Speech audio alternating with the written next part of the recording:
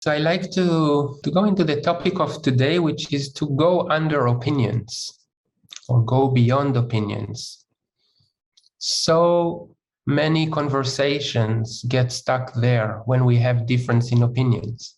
Is that familiar, that you have a difference in opinion with your partner, with your children, with friends? Now it's a very hot subject, dialogues about COVID measures, COVID vaccines. You know, we have different opinions.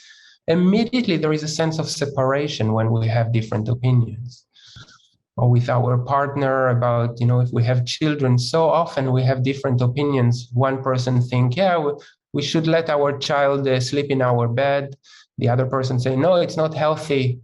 You know, or about food, or about cleanliness, or about anything, politics. How many family dinners did you spend arguing about opinions? So I find there is something for me very, very, very sad when a conversation get a clash on the level of opinions. When somebody have different opinions than I do, my educational culture or my habit is immediately, you know, how to convince them that they are wrong, or to withdraw. Let's don't talk politics, or let's don't talk about our child. Okay, you do it. And so, or to try to convince or to withdraw. Both of them are carrying very often a judgment of how stupid they are to have such a stupid opinion. So it's immediately creates a profound human separation, as if we are different. For me, opinion is simply, it's a superficial layer of a dialogue. And I want to go, whenever somebody has a different opinion than I do, I want to go under the opinion to meet the human being.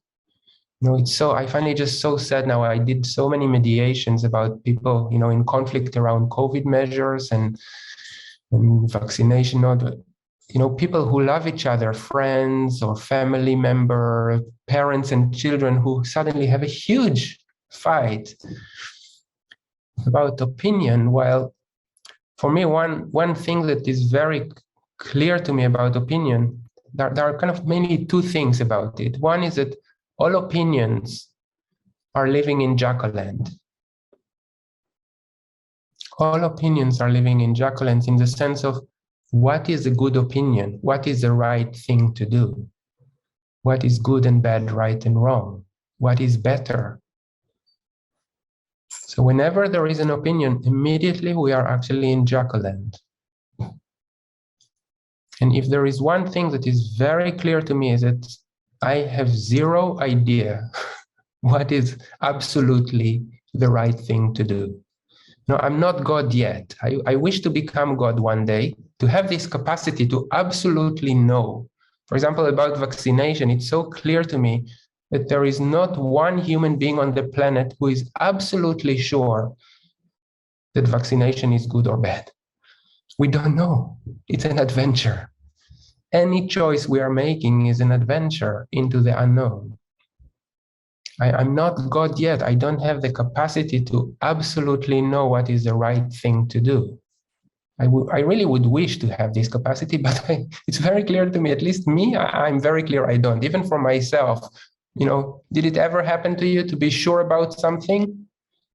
And after a while, you were kind of like, I'm not so sure. Yeah. So all opinions are living in Jackaland. And even more kind of practical and precise is that all opinions are strategies to meet needs. We are very different about our strategies and our opinions, but when we go under, every opinion is trying to serve a need or a value. When I meet the need and the value, I'm immediately, of course, that's very precious. But it's very rarely the dialogue goes there, to actually meet the need and the values behind the opinion, where we can actually, as humans, immediately resonate. Of course, that's very important. I don't know what is a good thing to do, but that's very important, what you try to care for.